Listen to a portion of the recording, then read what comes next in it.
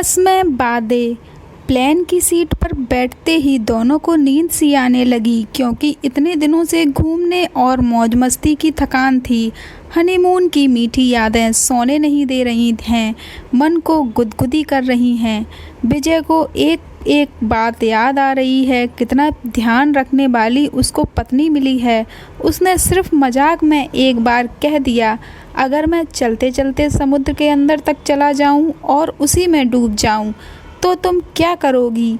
सीमा ने तुरंत उसके मुंह पर हाथ रख दिया था और आंखों में आंसू भर के बड़ी ही प्यार से बोली थी, मैं आपके पीछे पीछे ही आकर डूब जाऊंगी, आपके बिना जिंदा रहकर क्या करूंगी।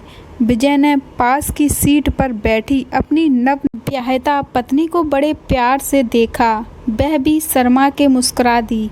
विजय ने आंखें बंद कर लीं। उसका सर कुछ भारी सा हो रहा था। एयरपोर्ट पर उतरते ही दोनों के टेम्परेचर चेक किए गए। विजय को बुखार था तो उसको तुरंत अलग ले जाया गया। कोरोना का अंदेशा पाते ही विजय को अलग कमरे में रख दिया।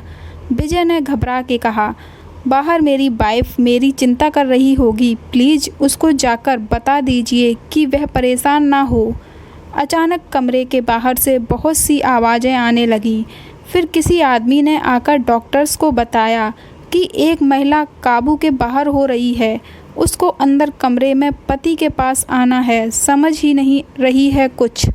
डॉक्टर्स ने बाहर जाके उसको तसल्ली दी कि हम देखरेख करेंगे और पुलिस ने भी सख्ती दिखाई। तब वह बहुत मुश्किल से इस शर्त पर मानी कि पति से उसकी बात फ़ोन से कराई जाए। अभी फ़ोन पर उसने विजय से कहा, आप परेशान ना हो, बस जैसा ये लोग बोलें वो करें। मैं यहीं पास के होटल में रूम में रहूँगी। जब तक आप ठीक नहीं हो जाते आपको कुछ नहीं होगा। फ़ोन बंद करने के बाद वह आंसू छुपाती हुई भारी कदमों से चली गई। यह कहानी आपको कैसी लगी और इसी प्रकार की कहानियों को सुनने के लिए मेरे चैनल को सब्सक्राइब, लाइक एंड कमेंट करें। Thank you for watching.